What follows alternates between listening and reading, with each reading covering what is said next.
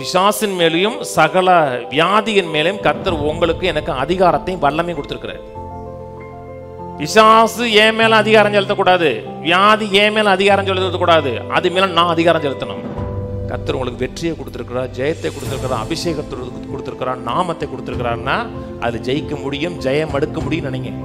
இயேசு நாமத்துல வியாதியை, பலவீனமே, சுகவீனமே என் சரீரத்தை விட்டு வெளியே போ, கையை எடு அப்படின்னு சொல்லணும். சொல்லுங்க, உறுதியா நில்லுங்க, பிசாசு நேரத்தில் ஓடி போவான் இருக்கு.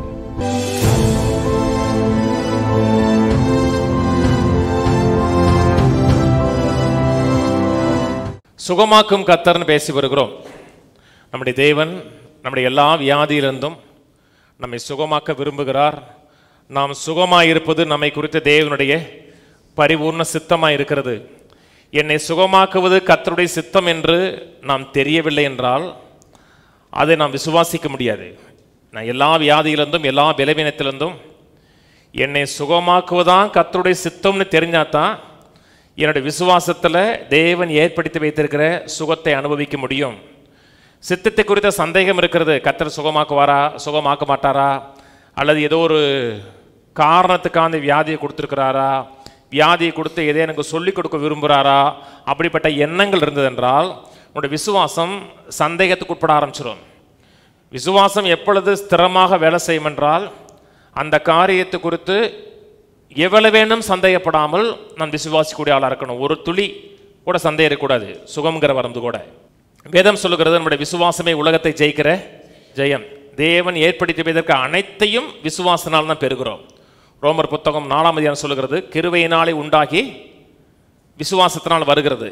உண்டாகிறது அனைத்தும் கிருபையினால் உண்டாகுது. நம்முடைய செயலுக்கு அப்பாற்பட்ட விதத்தில் தேவன் நமக்கு சுகம் கொடுக்கிறார், ஆசீர்வாதம் கொடுக்கிறார், நிறைவு கொடுக்கிறார், நல்வாழ்வு கொடுக்கிறார், அனைத்தையும் கொடுக்கிறார். அவர் ஏற்படுத்தி வைத்திருக்கிறதை விசுவாசத்தினால தான் பெற்றுக்கொள்கிறோம். விசுவாசம் எப்படி வருகிறது? கேட்கணும். ஒரு காரியத்தை குறித்து பலமுறை கேட்கும் பொழுது சந்தேகத்திற்கு இடமில்லாமல் என் வாழ்க்கை குறித்து தேவனுடைய அல்டிமேட் பர்பஸ், நான் சுகமாக இருக்கணும், நிறைவாக இருக்கணும், குறைவில்லாமல் இருக்கணுங்கிற நிச்சயம் இருக்கும் பொழுது தான் ஆபிரகாமை குறித்து வேதம் சொல்லுகிறது, தன் சரீரம் செத்து போனதையும் சாராளுடைய கற்பம் செத்து போனதையும் எண்ணாதிருந்தான், வாக்குத்தத்தம் பண்ணதை நிறைவேற்ற வல்லவராக இருக்கிறான் என்று முழு நிச்சயமா ஃபுல்லி கன்வின்ஸ்ட் ஆகிறான். அதில் ஒரு துளி கூட சந்தேகம் கிடையாது. முழு நிச்சயமாக தேவன் சொன்னதை நிறைவேற்றுவாருங்கிற நிச்சயம் இருக்குன்னா அவனுக்கு அதில் கான்ஃபிடென்ட் இருக்குன்னு அர்த்தம். அது கேட்கணும். கேட்கும் பொழுது தான் எவ்வளோ பிரச்சனைகள் வந்தாலும் போராட்டம் வந்தாலும் தேவன் சொன்னது என் வாழ்க்கை நிறைவேறுங்கிற நிச்சயம் இருக்கும். இன்றைக்கி நான் வாழுகிற உலகங்கிறது எல்லாமே இன்ஸ்டன்ட் உலகம். எல்லாமே இன்ஸ்டண்ட்டாக நடந்துடணும். வெளிநாட்டிலேருந்து வருவார், 30 நாளுக்கு பொண்ணை பார்த்து கல்யாணம் முடிச்சு வச்சிடறோம். இங்கே 3 வருஷம் தேடிக்கிட்டு இருப்பான் ஒருத்தன், 30 நாளில் பார்த்துடணும். தப்பு கிடையாது, கிடச்சினா நல்லது. எல்லாமே இன்ஸ்டண்ட்டு. இன்ஸ்டன்ட் மாவு, இன்ஸ்டன்ட் காஃபி, எல்லாமே இன்ஸ்டண்ட்டு. சுகமும் இன்ஸ்டண்ட்டாக கிடைக்கணும். கூட்டத்துக்கு போகணும், be healed in the name of Jesus, இயேசு நாமத்தில் சுகமாகு, சுகத்தை வாங்கிட்டு பறந்துரு. எல்லாமே போகணுமா, சுகத்தை வாங்கணுமா, சித்தா பறந்தமா. அப்படி தேவனோட ராஜ்யத்தில் வேலை செய்வது கிடையாது. இந்த மாம்சம் இருக்குது பார்த்தீங்கன்னா, அந்த மாம்சத்துக்கு பொறுமை இருக்காது. மாம்சத்தை 2 மணி நேரத்தில் ஒரு இடத்துல உட்கார வைக்க முடியாது தெரியுமா? ஒரு இடத்துல உட்காராது. ஆனால் இயேசு சுகமாக்கின எல்லா சம்பவத்திலையும் அவர் இடத்துல சுகமாக்க வந்த அத்தனை பேருக்கும் அவர் டைரெக்டாக எந்த இடத்துலையும் சுகமாக்கினான்னு வெறுமான இடத்துல இல்லை. லுக்கா 5ஆம் அதிகாரத்தில் ஒரு பேட்டர்ன் இருக்குது, 6ஆம் அதிகாரத்தில் ஒரு பேட்டர்ன் இருக்குது. உபதேசத்தை கேட்கவும் சுகமாகவும் வந்தார்கள் இருக்கு. முதல்ல எதுக்கு வந்தார்கள்? உபதேசத்தை கேட்கணும், உட்காந்து கேட்கணும். மக்களுக்கு கேட்க நேரம் இல்லை, வசனத்தை தியானிக்க நேரம் இல்லை, அதை சிந்திக்க நேரம் இல்லை. போகணும், யாராவது ஒரு ஜெபிக்கணும், சுகத்தை வாங்கிடணும். இன்னும் மக்கள் ஒருபடி மேலே போயிட்டாங்க. எப்படின்னா, நான் ஃப்ரீயாக இருக்கேன், வீட்டு வந்து ஜெபம் பண்ணிட்டு போயிடலாமா, ஏன்னா அவங்க ஃப்ரீயாக இருக்காங்க. அவர் ஃப்ரீயாக இருக்கிறாங்க முக்கியம் இல்லை, நான் ஃப்ரீயாக இருக்கேன், வீட்டில் வந்து ஜெபம் பண்ணிட்டு போயிடலாமா. இங்கே இல்லை. பெரும்பாலான மக்களுடைய மனது எப்படி இருக்குன்னா, பாஸ்டர் வந்து வீட்டு வேலைக்காரமாக நினச்சிருக்காங்க. இவங்க நினச்ச நேரத்தில் ஒரு வரணும், வந்து நினச்சதை செய்யணும், இல்லாட்ட வேறு வேலைக்காரனை அப்பாயின் பண்ணிக்குவாங்க அவங்க. இவர் நம்ம சொல் பேச்சு கேட்க மாட்டேக்காரு. நீங்கள் பாஸ்டரை மதிக்கலைன்னா கத்தரை மதிக்கலன்னு அர்த்தம். ஏன்னா அந்த பாஸ்டரை அப்பாயின் பண்ண ஒரு கத்தர். நீங்கள் பாஸ்டருடைய வார்த்தையை மதிக்கலைன்னா கர்த்தரை மதிக்கலன்னு அர்த்தம். நேரம் ஒதுக்கி அவர் என்ன சொல்கிறாருன்னு கேட்டு அதை சிந்தித்து தியானிச்சிங்கன்னா அதில் விசுவாசம் எழும்ப ஆரம்பிக்கும். அதிலிருந்து இந்த பிரச்சனைலேருந்து வெளியே வர ஆரம்பிக்கும். நான் இங்கே பேசுகிறதெல்லாம் தற்காலிகமான காரியம் பேசலை. நான் பேசுகிறது எல்லாமே நிரந்தரமாக ஒரு சுகத்தையும் தீர்வையும் ஏற்படுத்தியிருக்கா சொல்கிறேன். சிஸ்டமேட்டிக்காக கேட்குறோம், நேரம் ஒதுக்கி கேட்குறோம். இன்றைக்கி மக்களுக்கு எல்லாத்துக்கும் நேரம் இருக்குது. சடங்கு வீட்டில் 3 மணி நேரம் வெளியே உட்காந்துருக்கு நேரம் இருக்குது இருக்குல்ல. 3 மணி நேரம் பொம்பளைங்க தான் உள்ளே போய் வேலை பார்த்துட்டு இருப்பாங்க. ஆம்பளைங்க சேரில் உட்காந்து இப்படியே குத்த வச்சு உட்காரதுக்கு நேரம் இருக்குது. சர்ச்சில் ஒரு 2 மணி நேரம் பிரசங்க கேட்க நேரம் இருக்காது. எல்லாத்துக்கும் நேரம் இருக்கும். நேரம் இல்லாத ஒரு இடம்னா அவங்க சர்ச்சில் உட்காரக்கு நேரம் இருக்காது. சர்ச்சில் உட்காந்து சிஸ்டமேட்டிக்காக வசனத்தை கேட்டிங்கன்னா விசுவாசம் கேள்வியினால் வரும். கேள்வி தேவனோட வார்த்தையை கேட்குறோம், தொடர்ந்து கேட்கணும். எந்த காரியத்தில் பலவீனமாக இருக்கிறோமோ அந்த காரியத்தை தொடர்ந்து கேட்க கேட்க விசுவாசம் வரும். அப்புறம் அவர் ஏற்படுத்தி வைத்திருக்கிறது கான்ஃபிடன்ட் பெற்றுக்கொள்ள முடியும். கேட்கக்கூடிய காதுகள், பார்க்கக்கூடிய கண்கள், காத்திருக்கக்கூடிய இருதயம். வேதம் சொல்லுகிறது காத்திருக்கிறவர்கள் புதுபலன் அடைந்து எழும்புவார்கள் இருக்கு. சோர்ந்து போக மாட்டாங்க. வசனத்தை கேட்குறாங்க, அது காத்திருக்காங்கன்னா அதை எதிர்பார்க்கிறார்கள் அர்த்தம். அது தங்கள் வாழ்க்கையில் நடக்கணும் எதிர்பார்க்கிறார்கள். அப்படிப்பட்ட மக்கள் இந்த பூமியில் சோர்ந்து போக மாட்டாங்க. அவங்களை உயர எழும்பிடுவாங்க. அவர் தான் பாஸ். பாஸ் சொல்கிறபடி தான் நம்ம நடக்கணும். நம்ம சொல்கிறபடி பாஸ் நடக்கூடாது. பாஸ் இதான் மெத்தடுன்னு வச்சிருக்கிறாருன்னா அந்த மெத்தடில் போங்க, சுகத்தை பெறலாம். இதுக்கு சுகத்துக்கு நிறைய காரியம் சொல்லிட்டு வரேன். இன்றைக்கி ஒரு காரியம் எக்ஸ்ட்ரா பேசுவோம். தேவன் நம்ம கொடுத்துருக்கிற அத்தாரிட்டி, அதிகாரம், வல்லமை. தேவனோட சித்தம் என்ன? எல்லாரும் சுகமாகணும், எல்லா வியாதியிலிருந்து சுகமாகணும், எல்லா விதமான இக்கட்டிலிருந்து விடுதலை ஆகணும். லூக்கா திருப்புவோம்.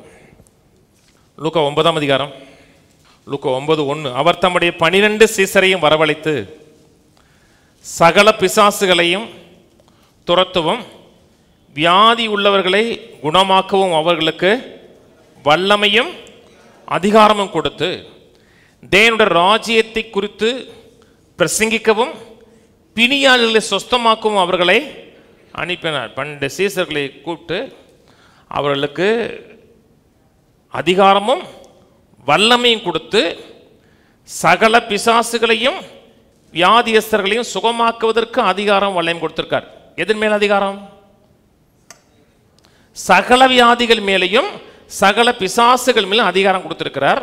முதல்ல அவர்கள் என்ன செய்கிறார்? 2ஆம் வசனம் சொல்லுது, ராஜ்யத்தை குறித்து பிரசங்கிக்கிறார்கள். அப்புறம் பிணியாளிகளை சுஸ்தமாக்கிறார்கள். யார் பிரசங்கித்தார்கள்? 12 சீசர்கள். யார் சுகமாக்கினது? 12 சீசர்கள். கவனிங்க, முக்கியமான காரியத்தை சொல்லிட்டு வரேன், கவனிச்சே வருவோம்.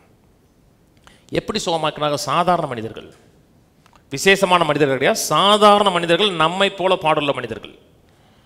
பிணியாளிகளை சுகமாக்குறார்கள், அசுத்தாவிகளை துரத்துகிறார்கள். எப்படி செய்தார்கள் என்றால், இயேசு எப்படி செய்தார் அப்படி செய்தார்கள். இயேசு எப்படி செய்தார்? சாதாரண மனுஷனாக தான் செஞ்சார்.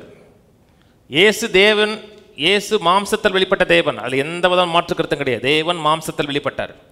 ஆனால் இயேசு செய்த அற்புதங்கள் தான் தேவன் என்பதை நிரூபிப்பதற்காக அற்புதம் செய்யல. ஒரு பெர்ஃபெக்ட் மேன், பூர்ண மனுஷன், பாவமற்ற மனுஷன், தேவனோடு இருக்க உறவுள்ள மனுஷன், அதிகாரத்தையும் வல்லமையும் பெற்ற மனிதன் எப்படி செயல்பட வேண்டும் என்பதற்கு இயேசு ஒரு பேட்டர்ன்ஸா, ஒரு முன் உதாரணமாக இருந்தார். அவர் தேவனாதான் எல்லா அற்புதங்களையும் செய்தார் என்றால் 5 வயசுலேயே அவர் அற்புதம் செஞ்சிருக்கணும். ஆனால் குரான் சொல்லுது அவர் 5 வயசுல 2 வயசுல செஞ்சாருன்னு குரான் சொல்லுது. குரான்லேயே 2 வயசுலேயே ஒரு பறவையை சுத்தமாக்கினார், தன் நண்பனை சுத்தமாக்கினான்னு சொல்லுது. ஆனால் வேதம் அதை சொல்லலை. குரான் சொல்கிறத நம்பலை. நான் 2 வயசில் செஞ்சாருங்க நம்பலை. 2 வயசில் செஞ்சிருக்காருன்னா அவர் தேவனா செஞ்சிருக்காருன்னு அர்த்தம். ஆனால் இயேசு தன் மேலே பரிசுத்தாவியான வந்த உடனே ஆவியின் பலத்தினாலே ஊழியத்தை ஆரம்பித்தான் இருக்கு. அவர் செய்த முதல் அற்புதம் கானா ஒரு கல்யாணத்தில் தான் செய்தார் என்று வேதம் சொல்லுது. அங்கே தான் ஃபர்ஸ்ட் மிராக்கிள் செஞ்சார். எப்போ செஞ்சார் என்றால், ஆவியான ஒரு மேலே வந்த உடனே, ஆவியின் பலத்தை பெற்ற உடனே, ஒரு பாவமற்ற மனிதன், பிதாவோடு உறவுள்ள மனிதன் எப்படி வாழ வேண்டும் என்பதற்கு முன்மாதிரியாக செஞ்சார். எல்லாம் கவனிக்கணும். இல்லைங்க, அவர் இயேசு, அவர் மாம்சத்தில் வெளிப்பட்ட தேவன், அவர் செஞ்சார், நம்ம செய்ய முடியாது. பேய்களை விரட்ட முடியாது, பிசாசு துரத்த முடியாது, சகல வியாதியில் நம்ம சுத்தமாக்க முடியாது நினச்சோம்னா, இயேசு சொன்னார் யோவான் 14ஆம் அதிகாரத்தில், என்னை விசுவாசிக்கிறவன் நான் செய்த கிரிகளை செய்வான், இதை பார்க்கலாம் பெரிய கிரிகளை செய்வார். அவர் இயேசு. அவர் இயேசுங்கிற ஸ்தானத்தினால அற்புதங்களை செஞ்சார், பிணியாளனை சுகமாக்கினார், வியாதியஸ்தலை சுகமாக்கினார். ஆனால் நான் இயேசு கிடையாது, அப்போ நான் செய்ய முடியாது. ஆனால் அவர் என்ன சொல்றாருன்னா, என்னை விசுவாசிக்கிறவன் நான் செஞ்சதை செய்வான், இதை பார்க்கல பெருசாக செய்வான்.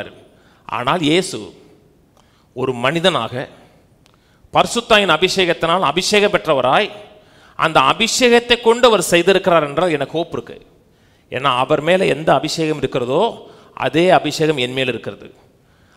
அவரை போல நானும் தேவனால் அபிஷேகம் எனப்பட்டிருக்கிறேன் என்றால் அவர் எந்த அற்புதங்களை செய்தாரோ அதே அற்புதங்களை நீங்களும் நானும் இதே பூமியில் செய்ய முடியும். ஆனால் சபை அதை சொல்லிக் கொடுக்கல. சபை என்ன சொல்லிக் கொடுக்கணும், நீ சாதாரண மனுஷன், நீ எப்படி இயேசுநாதரை போல செய்ய முடியும்? அவர் இயேசுநாதர், அவர் செய்வார், அவர் தேவனுடைய குமாரன், அவர் செய்வார், நீ செய்ய முடியுமா? ஆனால் இயேசு செய்ய முடியும்னு சொன்னார். இயேசு செய்ததை நாம் ஒரு காரியம் செய்ய முடியாது. அது ஒரு காரியம் எப்பவுமே செய்ய முடியாது, யாரும் செய்ய முடியாது. மனுக்குலத்தின் பாவத்திற்காக, பாவத்தின் தண்டனைக்காக சிலுவையில் மரித்தார். அத்தனை மக்களுடைய பாவத்தை தன்மேல் சுமந்து பாவத்தை போக்கும் கிருபாதார பலியாக அவர் மரித்தார். அதை நான் செய்ய முடியாது. ஆனால் இயேசு டீச் பண்ணது மாதிரி நான் டீச் பண்ண முடியும், நீங்கள் டீச் பண்ண முடியும். இயேசு சுகமாக்கணும் மாதிரி நீங்கள் சுகமாக்க முடியும், நான் சுகமாக்க முடியும். இயேசு அற்புதங்களை செய்து போல நீங்கள் செய்ய முடியும், நான் செய்ய முடியும். செய்ய முடியும் நான் சொல்லலை, அவர் சொல்லிட்டு போனார். நீங்கள் செய்ய முடியும்னு சொல்லிட்டு போனார்.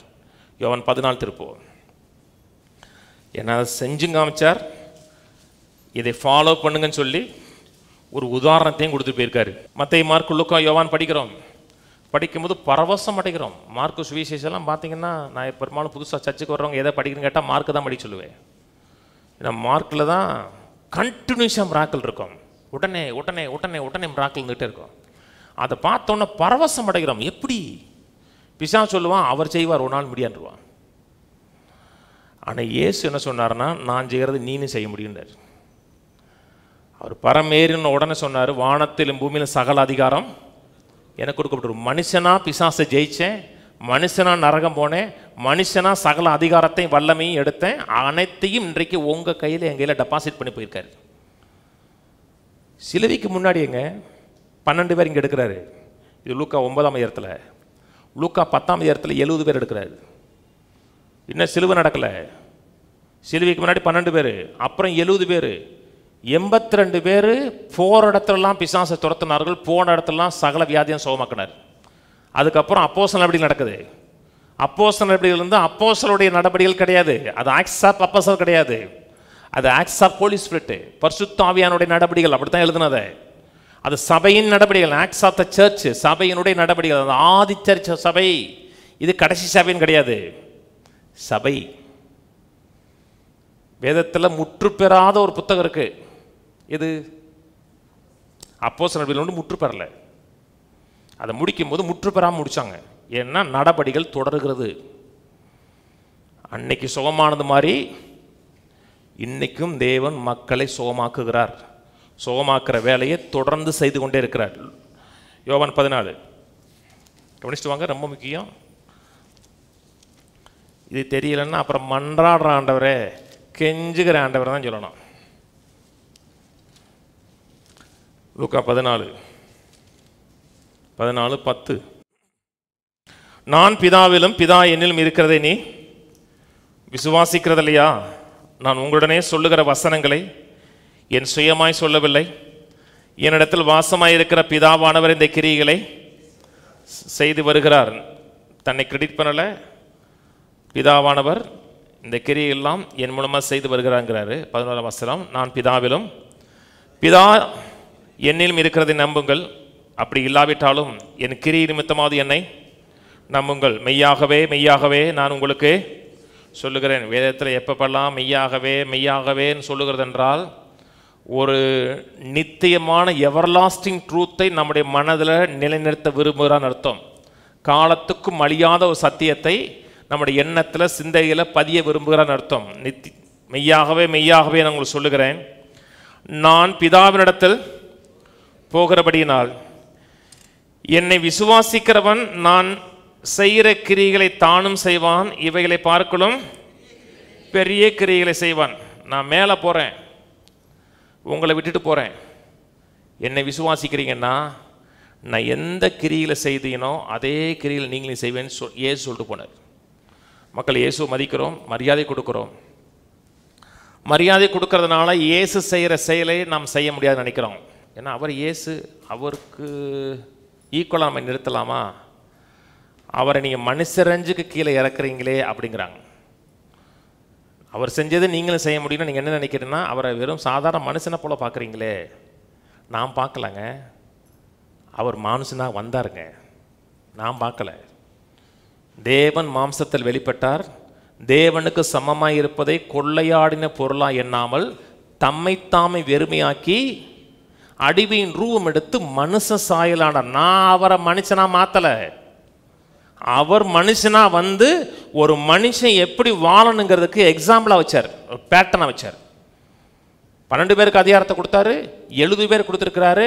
இன்னைக்கு விசுவாசிக்கிற அத்தனை பேருக்கும் அதிகாரம் கொடுத்துருக்கிறாரு. அவரை விசுவாசிக்கிறீங்களா? என்னை விசுவாசிக்கிறவனார், நீங்க விசுவாசிக்கிறீங்களா?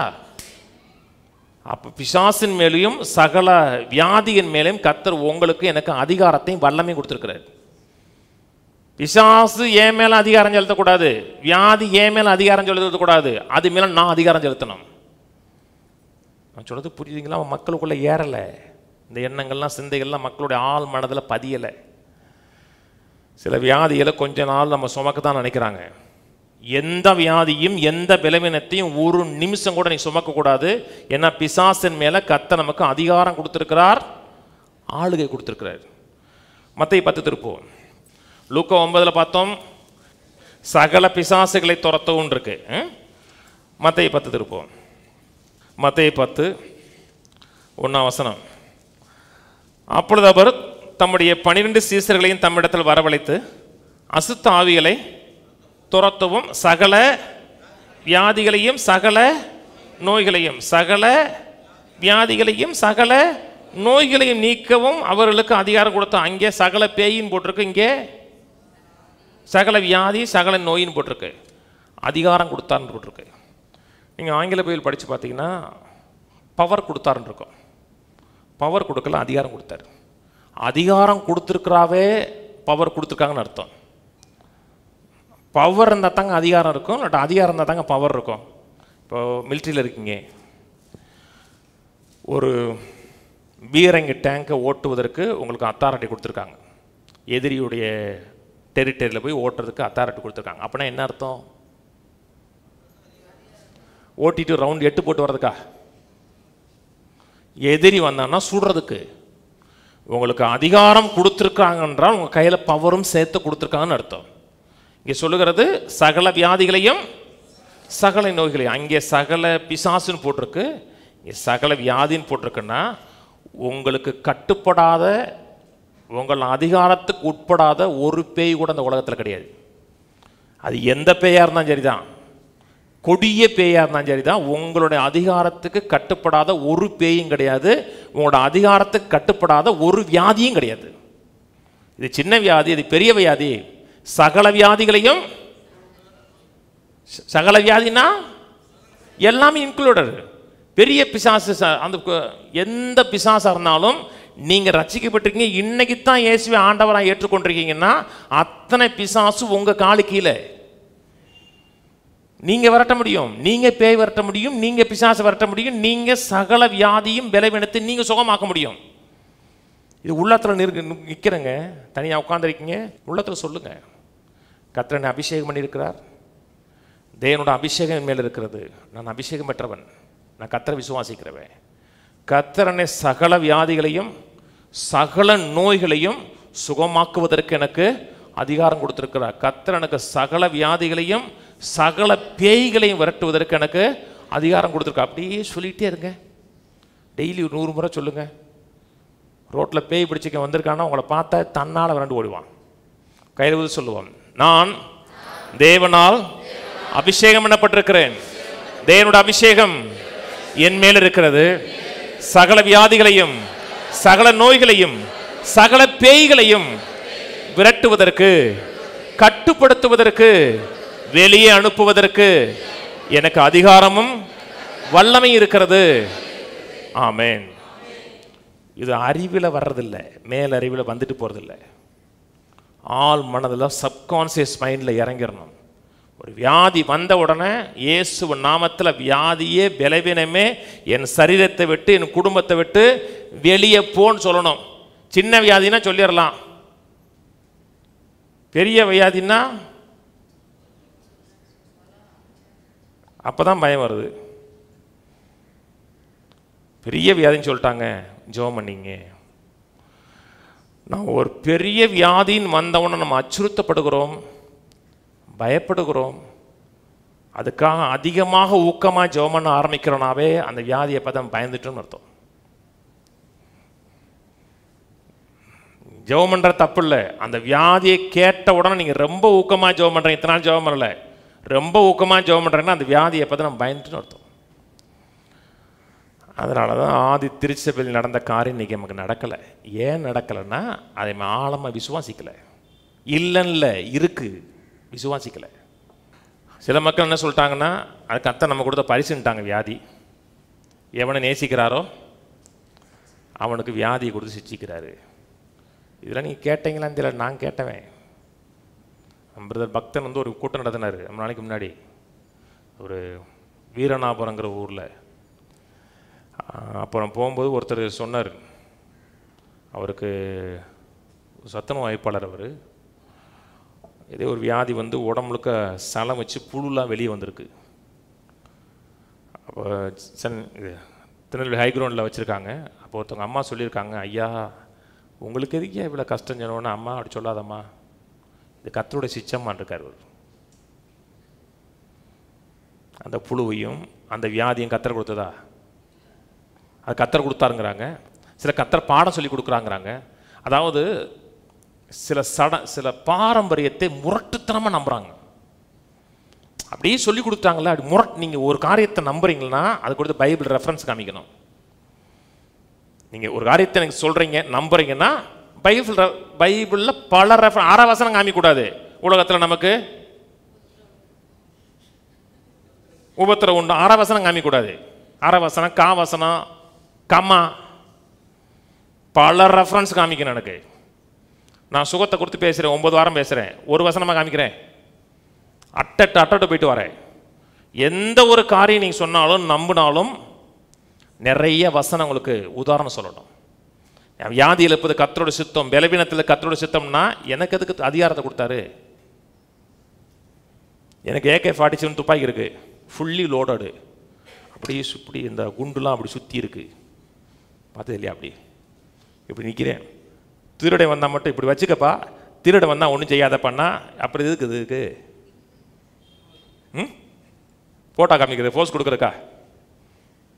ஃபுல்லி எக்யூப்டாக இருக்கேன், திருடை வந்தால் ஒன்றும் செய்யாதப்பான்னா அப்புறம் எதுக்கு அதிகாரம், எதுக்கு வல்லம்னா திருட அழிக்கவும் கொல்லவும் வரும் பொழுது நான் ஸ்ட்ராங்காக அப்போஸ் பண்ணணும், அதை கடிந்து கொள்ளணும், கையை எடுன்னு சொல்லணும்.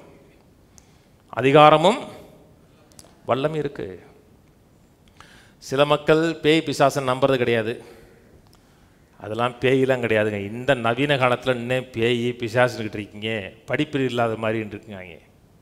அது ஒரு குரூப்பு எதையுமே நம்பாது, எல்லாமே சயின்ஸ் படி போயிடும். இன்னொரு குரூப்பு எல்லாமே பேய் தான், என்ன நடந்தாலும் பேய் தான். இவன் போய் கடையில் போய் உட்காந்து சரக்கை வாங்கி ஊற்றிட்டு பேய் ஊற்றி குடிச்சுமா, பேயா ஊற்றி கொடுத்துச்சு. ஒருத்தர் உங்கள் ராஜபாளையத்தில் குடிச்சிட்டு ஃபுல் போதையில் அல்லேலுயா அல்லேலுயா அல்லேலுயான்னு கத்திட்டு போவார். குடித்தாலும் குடிப்பேன், பேசாலும் போனால் பேச மாட்டான், அல்லேலுயா அல்லேலுயா ரோட்டில் ஃபுல் போதையில். ஒரு நான் பார்த்து, ஏன் அப்படி அசிங்கம் பண்ணுறேனே? ஐயா பிசாசு வாங்கி கொடுக்குறாங்கிறாரு. எல்லாமே பிசாசு. ஒரு மக்கள் பிசாசை நம்ப மாட்டாங்க, இன்னொரு மக்கள் அத்தனையும் பிசாசு. நான் பயமுறுத்துறதுக்காக சொல்லலை. பிசாசு எந்த பிசாசு வந்தாலும், எப்பேற்பட்ட பொல்லாத பிசாசு வந்தாலும் அவைகள் மேலே அதிகாரமும் வல்லமையும் ஆளுகையும் கர்த்தர் உங்களுக்கு எனக்கும் கொடுத்துருக்கிறார். வாசிப்போம் மார்க் 1:21. பின்பு கப்பர்நகூமுக்கு போனார். உடனே அவர் ஓய்வு நாளில் ஜெப ஆலயத்தில் பிரவேசித்து போதகம் பண்ணினார். அவர் வேதபாரகரை போல போதியாமல் அதிகாரமுடையவராய் அவர்களுக்கு போதித்தபடியினால் அவருடைய போதகத்தை குறித்து ஜனங்கள் ஆச்சரியப்பட்டார். போதிச்சதே அத்தாரிட்டியாக இருந்துச்சு, பேசினதே அத்தாரிட்டியாக இருந்துச்சு. அவர் சொல்கிறாரு, இவர் சொல்கிறாரு, அந்த டாக்டர் சொன்னார், இந்த ரெவரண்ட் சொன்னார், இந்த சயின்டிஸ்ட் சொன்னார், இந்த தத்துவஞானி சொன்னார், இதை குறித்து நீங்கள் என்னன்னாலும் நினைக்கலாம் அப்படி சொல்லலை. அவருடைய பேச்சு அத்தாரிட்டியாக இருந்துச்சு, செயல் அத்தாரிட்டியாக இருந்துச்சு. இல்லைங்க அவர் தேவனுங்க, தேவன் தான், ஆனால் மனுஷனாக ஆப்ரேட் பண்ணார். ஒரு மனுஷன் எப்படி ஆப்ரேட் பண்ணணுங்கிறதுக்கு முன் உதாரணமாக இருந்தார். கீழே அவர்களுடைய ஜெப ஆலயத்தில் அசுத்த ஆவியில் ஒரு மனுஷன் இருந்தான். அவன், ஐயோ நசரனாய் இயேசுவே, எங்களுக்கும் உமக்கும் என்ன? எங்களை கெடுக்கவா வந்தீர்? உம்மை இன்னார் என்று அறிவேன், நீ தேவனுடைய பரிசுத்தர் என்று சத்தமிட்டான். அதற்கு இயேசு, நீ பேசாமல் இவனை விட்டு போ என்று அதை அதட்டினார். உடனே அந்த அசுத்த ஆவி அவனை அலைக்கழித்து மிகுந்த சத்தமிட்டு அவனை விட்டு போய்விட்டது. அசுத்தாவியை பார்க்குறாரு. பார்த்தவொன்னே அசுத்தாவி பேசுது. என்ன பேசுதுன்னா, என்னை துன்பப்படுத்தவா வந்தீர் சொன்ன உடனே இயேசு அது ஒன்றும் பேசுறதுக்கு இடம் கொடுக்காமல், நீ பேசாமல் இவனை விட்டு புறப்பட்டு போ, அதை பேச விடலை. ஆனால் நம்ம மக்கள் பேச விடுவாங்க. நீ யாரு? எங்கிருந்து வந்த? உனக்கு என்ன வேணும்? எனக்கு ஒரு பெப்சி வேணும், ரொம்ப ஹாட்டாக இருக்கு. உடனே இது பெப்சி பிசாசு. ஓ ஆண்டவரே, ஓ சோத்திரம் ஐயா, ஓ ஏசப்பா, ஓ ஹல்லேலூயான்னு பயந்துட்டீங்கன்னு அர்த்தம். நீங்கள் இவ்வளோ ஓ போட்டாவே அவன் பார்ப்பான், ஆள் பயந்துட்டான்றான்.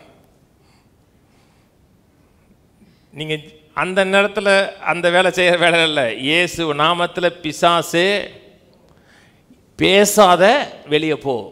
பேச எந்த பேயும் பேச விடக்கூடாதுங்க. போகணும், பாட்டு பாடணும், இயேசு கர்த்தரை ஆராதிக்கணும். இயேசு நாமத்தில் பேயே பிசாசே வியாதியே இந்த சரீரத்தொட்டு வெளியே போகணும். அது மட்டும்தான் நீங்கள் சொல்லணுமே தவிர எந்த இடமும் கொடுக்கக்கூடாது. யுத்தம் நடக்கலைங்க நமக்கும் பேய்க்கு நடைய. யுத்தம் எங்கே நடக்குது? நம்ம மனதில் தான் நடக்குது. பேய்க்கு நமக்கு யுத்தம் நடக்கலை. நல்லா கவனிங்க. பிசாசோடும் வியாதியோடும் மாம்ச பலத்தோடு நம்ம யுத்தம் பண்ணலை. மாம்ச அறிவோடு யுத்தம் பண்ணலை. ஆவியானுடைய பலத்தோடு யுத்தம் பண்ணுறோம். ஆவியானவரும் பிசாசும் சண்டை போடும்போது ரெண்டு பேரும் மல்லு கட்டிக்கிட்டு இருக்க மாட்டாங்க.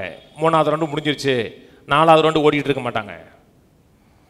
பரிசுத்தாவின் வல்லமைக்கும் அசுத்தாவின் வல்லமைக்கு எந்த விதத்திலையும் நீங்கள் கம்பேர் பண்ணவே முடியாது. நான் சொன்னது புரியுதுங்களா? இயேசு நாமத்தில் வெளியே பிசாசே போன்னு சொல்லும் பொழுது நீங்கள் சொல்லலை, அந்த நாமம் சொல்லுது. அந்த நாமத்தின் மேலே தேவன் வைத்திருக்க அபிஷேகம் வேலை செய்யுது. நான் சொல்கிறது புரியுதுங்களா? இயேசு மத்திய 12ஆம் அதிகாரத்தில் இயேசு பிசாசு துரத்துறாரு. அங்கே இருந்த மக்கள் என்ன சொன்னான்னா, இவன் பெயல்செபூலை கொண்டு செய்கிறான்னாங்க. பெயல்செபூல்னா பிசாசை கொண்டே பிசாசை துரத்துறான் அப்படின்னாங்க. அப்போ ஆண்டவர் சொன்னார், நான் பரிசுத்தாவியினால் பிசாசுகளை துரத்துகிறபடினால் தேவனோட ராஜ்யம் வந்திருக்குதுன்னார். இது இது இது மத்தேயு 12. லூக்கா 11:20 கர்த்தர் சொன்னார், நான் பிசாசுகளை தேவனுடைய விரலை கொண்டு துரத்துகிறபடியானார். போடுமா அதை? நான் தேவனுடைய விரலினாலே பிசாசுகளை துரத்துகிறபடியால் தேவனுடைய ராஜ்யம் உங்களிடத்தில் வந்திருக்கிறது. மத்தேயுல என்ன சொல்றாரு? நான் பரிசுத்தாவியினால் பிசாசுகளை துரத்துகிறபடியாங்கிறார். இங்கே என்ன சொல்றாரு? தேவனுடைய விரலை கொண்டு செய்கிறேங்கிறாரு. கவனிங்க, கர்த்தருடைய புயம்னு இருக்கு. கர்த்தருடைய புயம் யாருக்கு வெளிப்பட்டதுன்னு இருக்கு. மீட்பை பற்றி பேசும் பொழுது கர்த்தருடைய புயத்தை பற்றி பேசுகிறார். எபேசியர் சொல்கிறாரு, நம்மை மீட்புக்காக தேவன் பயன்படுத்தின வல்லமை பற்றி பேசும் பொழுது தன்னுடைய வல்லமையின் மகா மேன்மையான மகத்துவத்தை வெளிப்படுத்தினான் இருக்கு. எங்கே கவனிச்சுட்டு வாங்க. எங்கே? இயேசுவை மரித்தோர்ந்து எழுப்பும் பொழுது தன்னுடைய வல்லமையின் மகா மேன்மையான மகத்துவத்தை வெளிப்படுத்தினான் இருக்கு. இயேசு லாசருவை மரித்தோர்ந்து வெளியே அனுப்பினார். 4 நாள் செத்தவனை வெளியே கொண்டு வந்தார். லாசருவை இயேசு வெளியே கொண்டு வந்ததற்கும் இயேசுவை தேவன் மரித்தோர்ந்து எழுப்பினதற்கும் நிறைய வித்தியாசம். லாசருவை வெளியே கொண்டு வந்தது செத்த மனுஷன் வந்தான், அவ்வளோதான். ஆனால் இயேசு மரணத்திலேருந்து வந்தது செத்த மனுஷன் இல்லை, உலக மக்களுடைய அத்தனை பாவத்தை சுமந்து உயிரோடு எழும்பும் போது அத்தனை பேரையும் உயிரோடு எழுப்பினார். அவர் மட்டும் இல்லைங்க, முழு மனுக்களும் அவரோட உயிரோடு எழும்புச்சு. அதனால வேதம் சொல்லுது பூமி அதிர்ச்சி உண்டாச்சுன்னு இருக்கு. அந்த நேரத்தில் தான் அவருக்கு கொஞ்சம் சட்டையை மடிக்க வேண்டியிருந்துச்சு. என்ன வேலை அதிகம், பவர் அதிகமாக கொட்ட வேண்டிருச்சு. ஆனால் பிசாசுன்னு வரும் பொழுது அவர் சட்டையை மடிக்கல, ஒரு சுண்டு வரதான் காமிச்சார். வாழ்க்கையில் சந்திக்கிற எவ்வளவு பெரிய பிரச்சனை இருந்தாலும் போராட்டங்கள் இருந்தாலும் கர்த்தருடைய வல்லமைக்கு மிஞ்சின அதிகாரம் அந்த உலகத்தில் ஒன்றுமே கிடையாது. இயேசு நாம இருக்கா? கர்த்தரோட அபிஷேகம் பண்ணியிருக்கிறாரா? நீங்கள் சந்திக்கிற ஒரு பிரச்சனை கூட தேவனோட வல்லமைக்கு மிஞ்சினது கிடையாது. தேவனும் பிசாசும் சரிசமமானவர்கள் கிடையாதுங்க. பிசாசு ஒன்றுமே கிடையாதுங்க, நத்திங்க. சிருஷ்டிக்கப்பட்ட ஒருத்தவங்க, கர்த்தர் சிருஷ்டிகருங்க. நான் சொன்னது புரியுதுங்களா? மறுபடியும் பிறந்திருக்கீங்களா? தேவனுடைய பிள்ளையா? அபிஷேகம் பண்ணியிருக்கிறாரா? இயேசு நாம இருக்கா? அப்பனா சகல வியாதிகளையும் சகல பேய்களையும் விரட்டுவதற்கு, அவர்களை சுகமாக்குவதற்கு அத்தனை பேருக்கு அதிகாரம் இருக்கு. நான் பாஸ்டுக்கு இருக்குன்னு சொல்லவே இல்லை, அத்தனை பேருக்கு இருக்கு. வேதத்தில் எந்த ஒரு இடத்துலையும் பாஸ்ட் சுகமாக்குவார்னு சொல்லலைங்க, விசுவாசிகள் சுகமாக்குவார்கள். நானும் விசுவாசி தான். இதை சொல்லி கொடுக்கக்கூடிய ஒரு டீச்சர். சொன்னது புரியுதுங்களா? ஆனால் சில நேரத்தில் பேய் பிசாசுடைய ஆதிக்கம் மக்களோட வாழ்க்கையில் வருதா? ஏன் வருது? பயந்துறாங்க. சின்ன ஏதாச்சும் நடந்த உடனே அங்கே போன பிசாசு நம்ம வீட்டுக்கு வந்துருச்சோ அப்படிங்கிற எண்ணம் வருது. மார்க் 1:25 வாசிப்போம். அதற்கு இயேசு, நீ பேசாமல் இவனை விட்டு புறப்பட்டு போ என்று அதை அதட்டினார். உடனே அந்த அசுத்தாவை அவனை அலக்களித்து மிகுந்த சத்தத்தோடு அவனை விட்டு போய்விட்டு எல்லோரும் ஆச்சரியப்பட்டு, இது என்ன,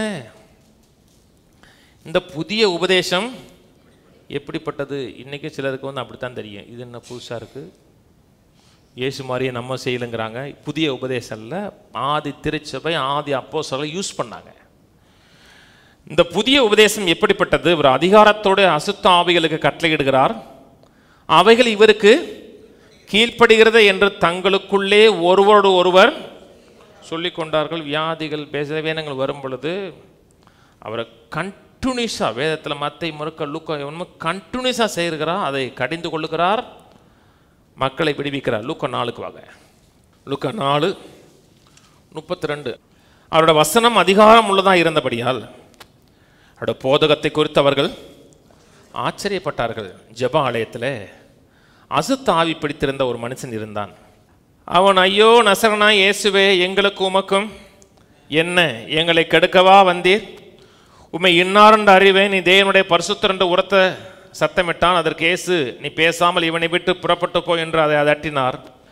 அப்போது பிசாசு அவனை ஜனங்களின் நடுவே விழத்தள்ளி அவனுக்கு ஒரு சேதமும் செய்யாமல் அவனை விட்டு போய்விட்டது. எல்லோரும் ஆச்சரியப்பட்டு, இது என்ன வார்த்தையோ, அதிகாரத்தோடும் வல்லமையோடும் அசுத்த ஆவிகளுக்கும் கட்டளையிடுகிறார், அவைகள் புறப்பட்டு போகிறத என்று ஒருவோடு ஒருவர் பேசிக்கொண்டார்கள். 38. பின்பு அவர் ஜெப ஆலயத்தை விட்டு புறப்பட்டு சீமோன் வீட்டில் பிரவேசித்தார். சீமோனுடைய மாமி கடும் ஜுரமாய் கிடந்தால் அவளுக்காக அவரை வேண்டிக் கொண்டார்கள். அவர் அவளிடத்தில் குனிந்து நின்று ஜுரம் நீங்கும்படி கட்டளையிட்டார். அது அவளை விட்டு நீங்கிற்று. உடனே அவள் எழுந்திருந்து அவர்களுக்கு பணிவிடை செய்தார். முதல்ல பேய விரட்டார், அப்புறம் ஜுரம் சொல்லலை, கடும் ஜுரம் இருக்கு. லைட் காய்ச்சல் இல்லை, சிவியர் காய்ச்சல் அடிச்சிருக்கு. கைட்டாக காய்ச்சல் அடி விட்டு விட்டுல சிவியராக அடிச்சிருக்கு. அந்த அம்மா எந்திரிக்க முடியாமல் படுத்திருக்காங்க. அதுக்கு ஜெபம் பண்ணலை, இவங்க ஜெபம் பண்ணுறாங்க. அவர் ஜெபம் பண்ணலை, அவர் கமாண்ட் பண்ணுறார், வெளியே போன்னு கட்டளை எடுக்கிறார். அந்த வியாதி அவளை விட்டு நீங்கிட்டு. ஏசுங்க, நம்ம என்ன ஏசா? நீங்கள் ஏசு இல்லை, நான் ஏசு இல்லை, நல்லா எனக்கு தெரியும். என் பேர் ஏசு இல்லை, உங்கள் பேரும் ஏசு இல்லை. ஆனால் இயேசு நாமத்தில் செய்கிறோம். அன்புள்ள பிதாவேன்னு சொல்லி நான் வரேன்ல, இயேசுவ நாமத்தில் பேயை வேடு பிசாசை ஓடுன்னு சொல்கிறோம். அந்த அபிஷேகத்தில் சொல்கிறோம். வேதம் சொல்லுது அபிஷேகம் நுகங்களை முறிக்கும் இருக்கு. எந்த நுகத்தையும் எந்த தடையும் எந்த பாரத்தையும் அபிஷேகம் முறிக்கும். கர்த்தர் அபிஷேகம் பண்ணியிருக்கிறாரா? கர்த்தரோட ஆவியான என் மேல் இருக்கிறார் சொல்ல பார்த்தீங்களா? அதே ஆவியான உங்கள் மேல் இருக்கிறார். அதே அபிஷேகம் உங்கள் மேல் இருக்கு. கடும் ஜுரம் வந்த உடனே அவர் ஜெபம் பண்ணல, அதட்டினார். சின்ன வியாதின்னா போ சாத்தானுங்கிறோம், பெரிய வியாதினா ஜெபம் பண்ணுறோம். இயேசுடைய ஊழியத்தை நீங்கள் ஃபுல்லாக படித்து பாருங்க. எந்த ஒரு இடத்துலையும் ஃபுல்லாக நீங்கள் எல்லா இடத்துலையும் படித்து பாருங்கள்.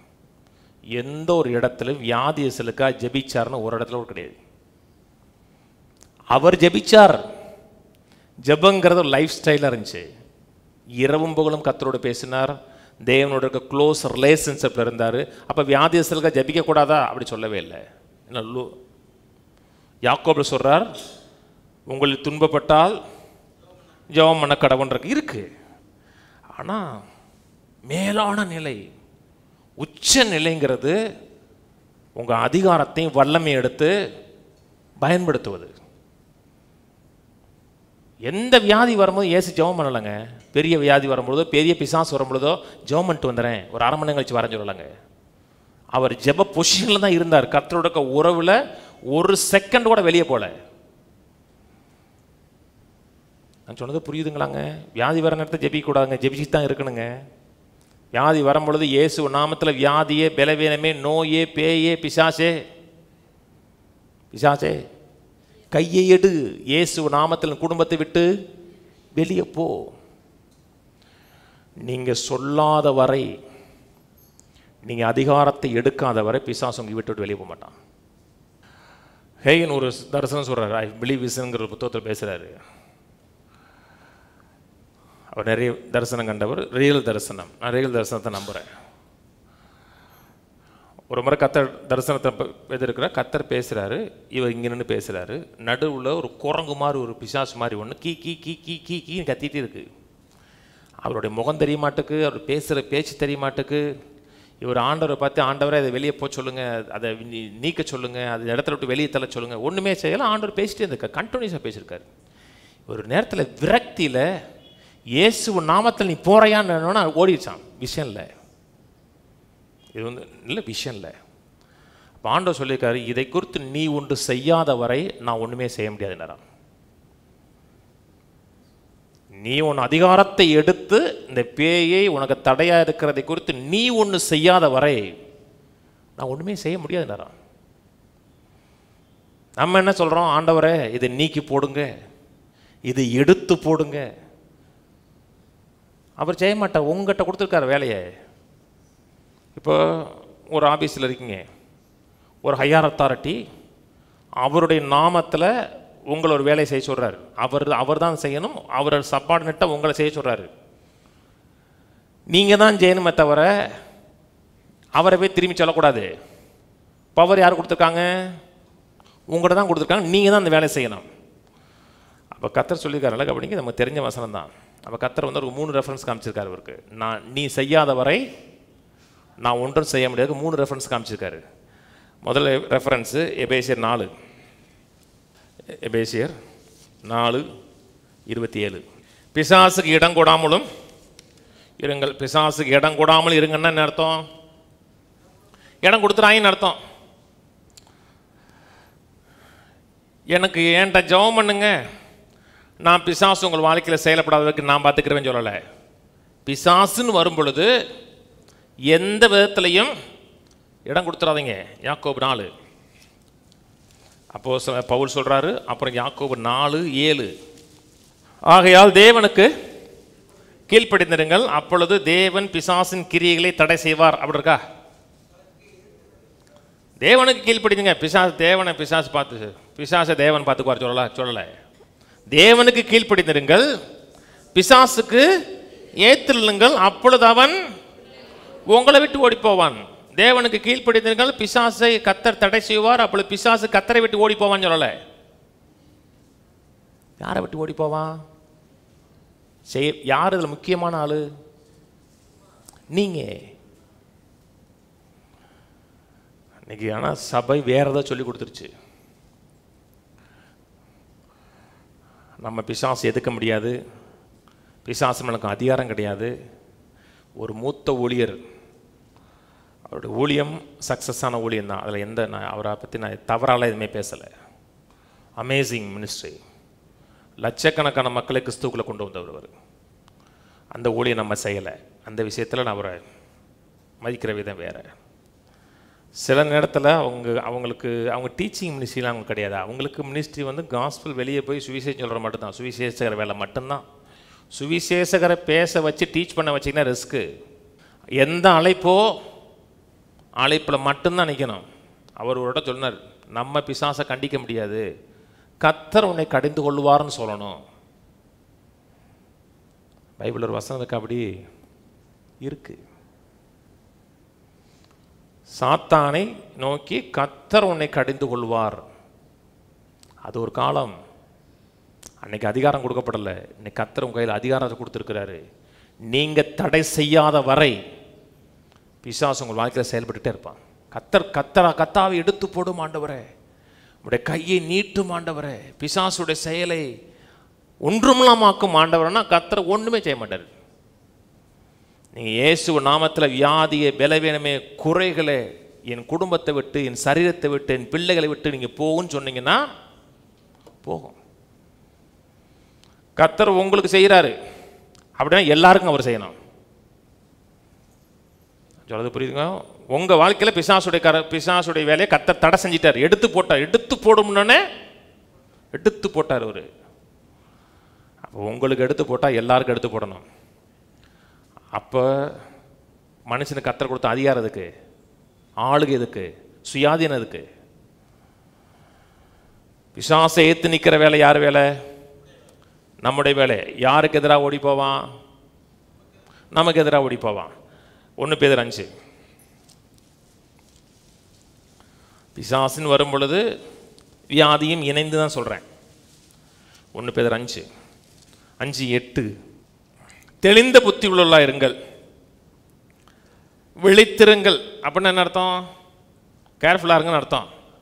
கரெக்டாக இருங்க, சிந்தையில் தெளிவாக இருங்க, கவலைப்படாதீங்க. அதுக்கு மேலே கவலைப்பட்டால் பிசாசு சொல்ல வந்துடுவான். கவலைப்பட்டு அதிகாரத்தை செலுத்த முடியாது. தெளிந்த புத்தி உள்ளவர்களாக இருங்கள், விழித்திருங்கள், ஏனெனில் உங்கள் எதிராளியை பிசாசானவன் கெர்ச்சிக்கிற சிங்கம் போல் எவனை விழுங்கலாம் என்று வகை தேடி சுற்றித் தருகிறான். வகை தேடி சுற்றித் தர்றான். யார் கவலைப்படுவாங்க, யார் பயப்படுவாங்க, யார் அச்சுறுத்தப்படுவாங்க, அவர்களை விழுங்கலாம் என்று சுற்றி தர்றான். ஆனால் அதிகாரத்தோடு இருக்காங்க, சத்தியம் தெரியுது. எந்த பிசாசுடைய கிரியினா கூட தைரியமாக போல்டாக நிற்கிறாங்கன்னா அவங்க பக்கமே வரமாட்டான். எல்லாமே நேச்சுரல் கிடையாதுங்க. எல்லாத்தையும் மக்கள் நேச்சுரலாக பார்க்குறாங்க. இயற்கை வியாதி, இயற்கை மருந்து தப்பு கிடையாது. சில மருந்துக்கு வியாதி கிடையாது. நீங்கள் ஒழுங்காக சாப்பிட்ருக்க மாட்டீங்க, ஒழுங்காக தூங்கி இருக்க மாட்டீங்க, அதுக்கு நல்லா சாப்பிட்டு தூங்கினா போதும். அதுக்கு சாத்தான் கிடையாது. சாத்தான் என்னை சாப்பிட தூங்க விடலை. நல்லா சாப்பிடுங்க. அன்னைக்கு எலியா ரொம்ப ஸ்ட்ரெஸ்ஸாக இருந்தார்.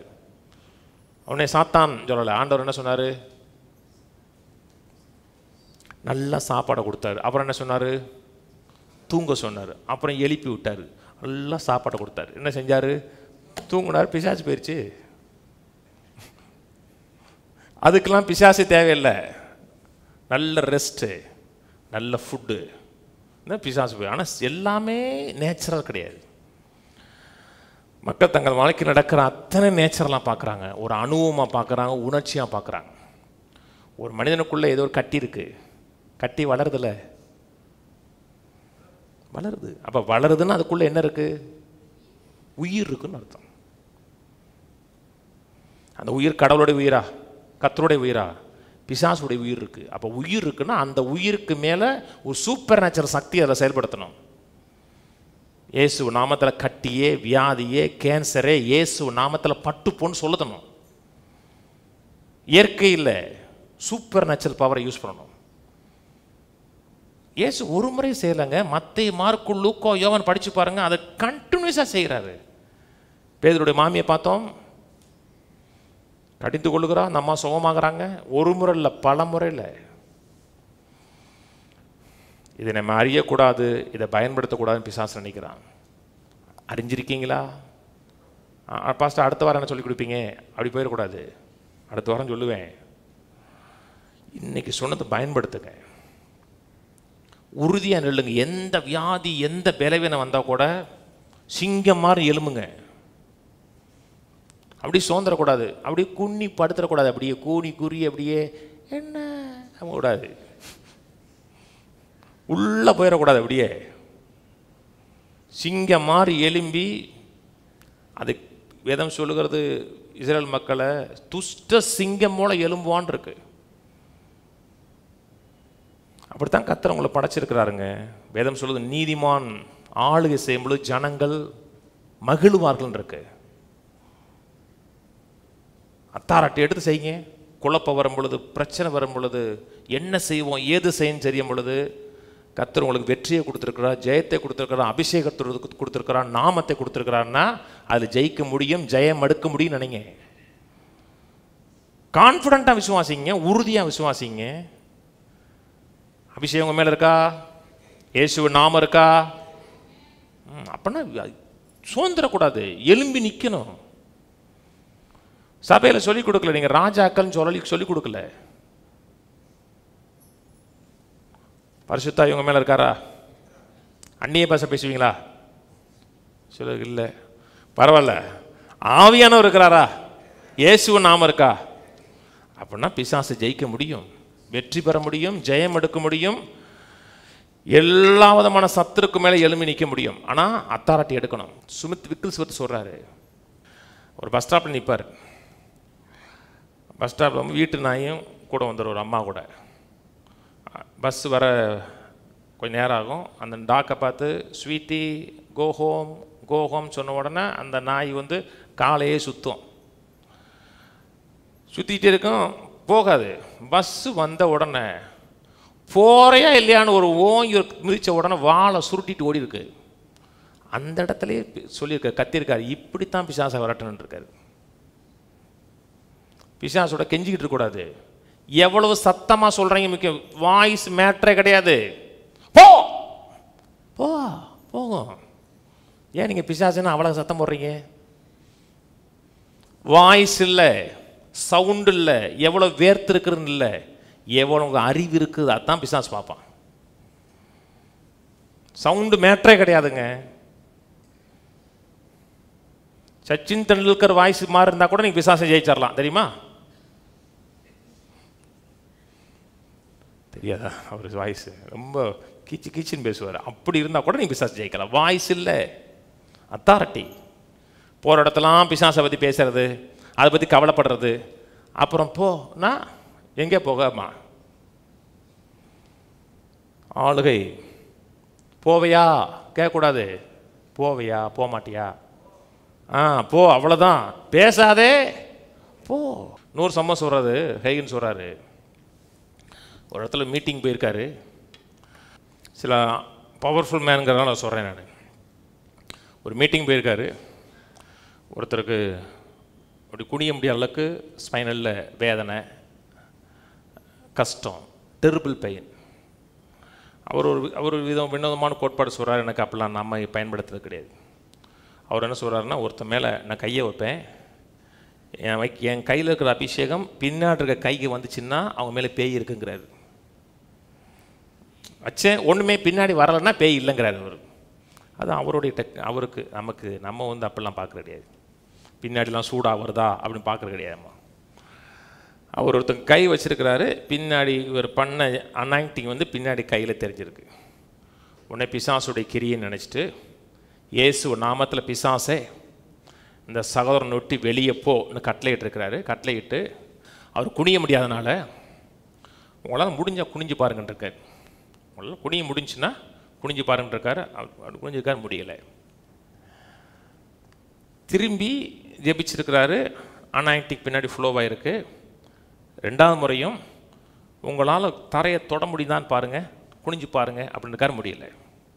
அவர் சொல்கிறாரு, நான் ஜெபம் பண்ணேன், ஆனால் எனக்கு தெரியாத விதமாக நான் அவிசுவாசத்தை ஆப்ரேட் பண்ணேங்கிறார். இதில் அவிசுவாசம் இருக்கா? இருக்கா இல்லையா? எங்க இருக்கு? அவர் சொல்ற இதில் நான் அவிசுவாசம் ஆப்ரேட் பண்ணிருக்கேங்கிறாரு. இருக்கா இல்லையா? இதில் அவிசுவாசம் இருக்கா இல்லையா? இருக்கு. எங்க இருக்கு? முடிஞ்சா பாருங்க, முடியுதான் பாருங்க இருக்கார். பார்த்தீங்களா? குனிய முடியுதா பாருங்க இருக்கார். 3 முறை பண்ணிருக்கார், 3 முறையும் சுகமாகலை. சில காரியம் ஒரு மனிதனுக்கு சுகமாகலைன்னா சுகம் தேவ சித்தை இல்லைன்னு அர்த்தம் கிடையாது. உங்களுக்கு அனாயிண்டிங் இல்லைன்னு அர்த்தமும் கிடையாது. உங்கள் மேலே அபிஷேகம் இல்லை, நீங்கள் அபிஷேகம் பண்ணப்படலாம் அப்படின்னு அர்த்தம் கிடையாது. அவள் கத்தர் விஷயம் அதே சர்ச்சில் ஓரமாக கத்தர் நின்றுருக்கார். பிரத்யேகமாக காமிச்சிருக்காரு இயேசுநாதர். நான் சொன்னதை செஞ்சானார். ஆமாம் ஆண்டவர், நான் சொன்னதான், நீங்கள் சொன்னதான் செஞ்சேன். இயேசு நாமத்தில் பிசாசை விட்டு வெளியே போன்னு சொன்னேன், நான் சொன்னதை செஞ்சியா இருக்கார். செஞ்சா ஆண்டவர். 3ஆவதோட கோபமா, நான் சொன்னதை நீ செஞ்சேன் இருக்கு. ஆமாம் ஆண்டவர், இயேசு நாமத்தில் வெளியே போன்னு சொன்னேன். அப்புறம் ஆண்டவர் அப்படியே மறைஞ்சிட்டார். அதுக்கப்புறம் திரும்பி தான் ஆளை கூப்பிட்டு வந்து திரும்பி ஜெபம் பண்ணியிருக்காரு. அனாயிண்டிங் பின்னாடி போயிருக்கு. இயேசு நாமத்தில் குனின்னு இருக்காரு. இப்போ முடிஞ்சா முடியுமான்னு பாருங்களேன். இயேசு நாமத்தில் குனின்னு இருக்காரு. சடனாக குடிச்சிருக்காரு. இன்ஸ்டண்ட்டாக பெயின் ரிலீஸ் ஆயிடுச்சு. சில காரியம் இல்லைன்னா அந்த இடத்துல நீங்கள் முடிஞ்சா பாருங்க, தூக்க முடியுதான்னு பாருங்க, உட்கார முடியுதான்னு பாருங்க. இயேசுநாதரை மட்டும் பிசாசு பயப்படலைங்க. சுமித் தூக்கல் சொத்து பற்றி சொல்கிறாரு, நான் காலைல எந்திரிச்சான நரகம் அரலுங்கிறாரு. இவன் இன்னைக்கு எந்திரிச்சிட்டானாண்டு 20 பேரை உயிரோடு எழுப்புனாரு. விசேஷமான ஆளுக்கு நம்ம போல மனுஷங்க. அவங்களுக்கு தேவன் கொடுத்த அதிகாரத்தை, அத்தாரிட்டியை பயன்படுத்தினார்கள், அதை சிந்தித்தார்கள். சில நேரத்தில் கிஃப்ட் ஆப்ரேட் பண்ணும்போது ஃபெய்த் தேவையில்லை, சூப்பர் நேச்சுரல். அதாவது ஹீலிங் கிஃப்ட் ஆப்ரேட் ஆகும். பார்த்தீங்களா? ஹீலிங் கிஃப்ட் எப்போயுமே ஆப்ரேட் ஆகாது, எப்போ தான் ஆப்ரேட் ஆகும். அந்த நேரத்தில் ஃபெய்த்திங் நான் இஷ்யூ, கிஃப்ட்லேயே ஃப்ளோ ஆகிறது. ஆனால் எப்போவுமே எல்லா இடத்துலையும் ஜெயிக்கணும், ஜெயம் எடுக்கணும்னா தேவன் கொடுத்த அதிகாரம், வல்லமை, இயேசுவின் நாமம், அபிஷேகத்தை கொடுத்த கான்சியஸ்னஸ், உணர்வு உள்ளத்தில் போயிட்டே இருக்கணும். கடைசியாக ஒரே காரியம் சொல்லி முடிப்போம். மார்க்கு 16ஆம் அதிகாரம் திருப்போம். கர்த்தர் நமக்கு அதிகாரம் கொடுத்துருக்கிறார், எம்பவர் பண்ணியிருக்கிறார். விசுவாசிங்க. பயன்படுத்தும் போது நடக்கலைன்னா சோர்ந்து போகிறாங்க, எனக்கு கொடுக்கலையோ. பேய் பிசாசுன்னு வரும்போது நல்லா கவனிங்க, என்னை கூப்பிடவே கூடாது. பாஸ்டர் பயமாக இருக்கா? சாச்ச, நான் ரிங்கில் எத்தனை பேர் இருந்தாலும் சந்திக்க முடியாது. நீங்களே சந்திக்கணும். 2 முறை பண்ணி முடியலைன்னா என்னை கூப்பிடுங்க. அது எப்படி கூப்பிட மாட்டேன், நாங்கள் தான் போகவே மாட்டோம்ல. போனால் தானே உங்களை கூப்பிடுறது.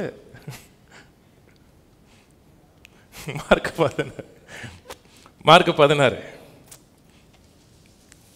காஸ்பல் சொல்கிறதுக்கு சில நேரத்தில் கூப்பிடுங்க, நான் வர்றேன்.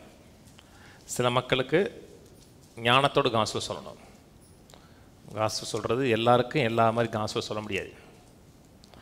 அதுக்கும் கர்த்தர் கேட்டிங்கன்னா அதையும் உங்களுக்கு சொல்லிக் கொடுப்பார். மார்க்கு 16:15 உயிர்த்தெழுந்த இயேசு பேசுகிறார். 15 பின்பு அவர் அவர்களை நோக்கி, நீங்கள் உலகமெங்கும் போய் சர்வ சிருஷ்டிக்கும் சுவிசேஷத்தை பிரசங்கியுங்கள். விசுவாசமுள்ளவனாகி ஞானஸ்நானம் பெற்றவன் ரட்சிக்கப்படுவான், விசுவாசியாதவனோ ஆக்கினைக்குள்ளாக தீர்க்கப்படுவான். விசுவாசிகளால் நடக்கும் அடையாளங்கள் யாவன? என் நாமத்தினாலே. விசுவாசிகளால் நடக்கக்கூடிய முதல் அடையாளமே என்ன? பேய் விரட்டுவாங்க, பிசாசு விரட்டுவாங்க. அதான் நார்மல். என் நாமத்தினாலே பிசாசுகளை துரத்துவார்கள், நவமான பாஷைகளை பேசுவார்கள், சர்ப்பங்களை எடுப்பார்கள். சர்ப்பங்களை எடுப்பாருன்னா பாம்பு பிடிச்சிட்டு இருக்கக்கூடாது. சும்மா போகிற இடத்துலலாம் நான் தான் எங்கள் ஊரில் பாம்பு படி வீரர் கூப்பிட்ருங்க. இதே ஒரு போகிற வட்டில் இதே இருக்குன்னா அது உங்க ஒன்றும் செய்யாது. பாம்பு பிடிச்சிட்டு இருக்கக்கூடாது, பாம்பு பிடிச்சி ஃபோட்டோ போட்டுக்கிட்டு இருக்கக்கூடாது. சர்ப்பங்களை எடுப்பார்கள், சாவுக்கேதுவான யாதற்றை குடித்தாலும் அது அவர்களை சேதப்படுத்தாது. புரோட்டா சாப்பிட்டா கூட சேதப்படுத்தாது. என்ன சொல்லுது? சாவுக்கேதுவான குடித்தாலும் சாப்பிட்டாலும் சேதப்படுத்தாது. வியாதியஸ்து மேல் கைகளை வைப்பார்கள், அப்பொழுது அவர்கள் சொஸ்தமாவார்கள். முதல்ல சொல்றாரு, என் நாமத்தினாலே பிசாசுகளை துரத்துவார்கள், அந்நிய பாஷை பேசுவார்கள், பிசாசின் மேலே அதிகாரம் எடுப்பார்கள், சர்ப்பங்களை எடுப்பார்கள். சாவுக்கு ஏதுவான குடித்தாலும் சாப்பிட்டாலும் சுவாசித்தாலும் சேதப்படுத்தாது. வியாதியின் மேல் கை வைப்பார்கள், அப்பொழுது அவர்கள் சுஸ்தமாவார்கள். இது அனைத்தும் தேவன் நம்ம கொடுத்துருக்க அபிஷேகம், அதிகாரம், வல்லமைக்குள்ள இருக்கு. ரட்சிக்கப்பட்டிருக்கீங்க, இயேசுதான் ஆண்டவர்னு விசுவாசிக்கிறீங்கன்னா இது உங்களுக்கும் எனக்கும் கொடுக்கப்பட்டிருக்கிறது. அன்றைக்கி 12 பேர் போனாங்க, 70 பேர் போனாங்க. 70 பேர்னு சொல்கிறான் சந்தோஷமா, ஆண்டவரே உடைய நாமத்தில் பேய் ஓடுது, பிசாசு ஓடுதுங்கிறது. அப்போ ஆண்டவர் சொன்னார், இதை குறித்து சந்தோஷப்படாங்க, உங்கள் பேர் ஜீவ புத்தகத்தில் எழுதுறது குறித்து சந்தோஷப்படுங்கன்னாரு. உங்கள் பேர் எழுதியிருக்கா? எழுதியிருக்குன்னா இதையும் செய்யணும். பேய்களை விரட்டணும், பிசாசுகளை துரத்தணும். எந்த வியாதி இருந்தால் கூட இயேசு நாமத்தில் வியாதியை, பலவீனமே, சுகவீனமே என் சரீரத்தை விட்டு வெளியே போ, கையை எடு அப்படின்னு சொல்லணும். சொல்லுங்க, உறுதியாக நில்லுங்க, பிசாசு நேரத்தில் ஓடி போவான் இருக்கு. ஏன்னா நீங்கள் பிசாசை விரட்டலை, இயேசுவின் நாமும் ஆவியானவரும் செய்கிறாங்க அந்த வேலையை. நீங்கள் ஒரு டூல், ஒரு கருவி. நீங்கள் பெரிய ஆள் இல்லை, அந்த அபிஷேகம், அந்த நாமம், அது விசுவாசிங்க, ஆப்ரேட் பண்ணுங்க. எந்த வியாதியாக இருந்தாலும், அதனால தான் சொன்னேன், சகல வியாதிகளையும், சகல நோய்களையும், சகல பிசாசுக்குன்னா எல்லா வியாதியிலிருந்து சுகமாவது கர்த்தரோட அல்டிமேட் பர்பஸ். அதை விசுவாசிப்போம், செயல்படுத்துவோம், ஜெயமா வாழுவோம், எழுதி நிற்போம். கையில் வந்து சொல்லுவோம், தேவன் என்னை அபிஷேகம் பண்ணியிருக்கிறார், கர்த்தருடைய அபிஷேகம் என் மேல் இருக்கிறது. எந்த வியாதியும் எந்த பலவீனமும் என்னை சேதப்படுத்தாது. தேவனே என்னை அபிஷேகம் பண்ணி, தேவாவியானவர் எல்லா வியாதியின் மேலையும் பிசாசுகளின் மேலையும் அதிகாரத்தையும் ஆளுகையும் எனக்கு கொடுத்திருக்கிறார். ஒன்றும் என்னை சேதப்படுத்தாது. நான் சகல வியாதிகளையும், நோய்களையும், பிசாசுகளையும் நான் சேதப்படுத்துவேன். ஆமேன், ஆமேன். ஏதாவது வியாதி வந்துச்சுன்னா இன்னைக்கே பயன்படுத்திருங்க. இயேசு நாமத்தில் போ போ போ சொன்னா கூட போயிடும். ஓ அறிவுதான். ஜெயிப்போம். பிதாவே துதிக்கிறோம், சோதரிக்கிறோம். இயேசு நாமத்தில் நம்முடைய சமூகத்தில் வருகிறோம். நீங்கள் கொடுத்த அதிகாரம், ஆளுகை, அபிஷேகம் எல்லாவற்றுக்கும் நமக்கு நன்றி. விசுவாசத்தில் உறுதியாக இருந்து, பிசாசுக்கு இடம் கொடாமல், சந்தேகப்படாமல், கலக்கமடைந்து விடாமல், வேதனை அடைந்து விடாமல், குழம்பி விடாமல், தோல்விகளாக வாழக்கூடிய மக்களாக இல்லாமல், கர்த்தர் அனுமதித்திருக்கிறார் என்று பலவீனத்தில் வாழக்கூடிய மக்களாக இல்லாமல், கர்த்தர் கொடுத்த அதிகாரத்தையும் ஆளுகையும் வல்லமையும் பயன்படுத்துகிற மக்களாக, சத்துருடைய சகல வல்லமையும் மேற்கொள்ளக்கூடிய மக்களாக எங்களை மாற்றுவதற்காக நன்றி. வியாதியின் மேலே, பலவீனத்தின் மேலே, எல்லா வியாதியின் மேலே நீ அதிகாரம் கொடுத்திருக்கிறதுக்காக நன்றி. நம்ம துதிக்கிறோம். எங்கள் வாழ்க்கை குறித்து நீ வைத்திருக்க திட்டங்கள், நோக்கங்கள் அனைத்தையும் இந்த பூமியில செய்து நிறைவேற்றவும், ஜெயமாக இந்த பூமியை நோக்கத்தை செய்து முடிக்கும் உதவி செய்வீராக. ஒன்றும் எங்களை சேதப்படுத்தாதுன்னு சொன்னீங்க, சேதப்படுத்தாது. நாமத்தில் உள்ள அதிகாரத்தில், வல்லமையில் அனைத்தையும் ஜெயிக்கவும், ஜெயமாக வாழவும், ஜெயம் பெற்றவர்களாக நடக்கும் உதவி செய்வீராக.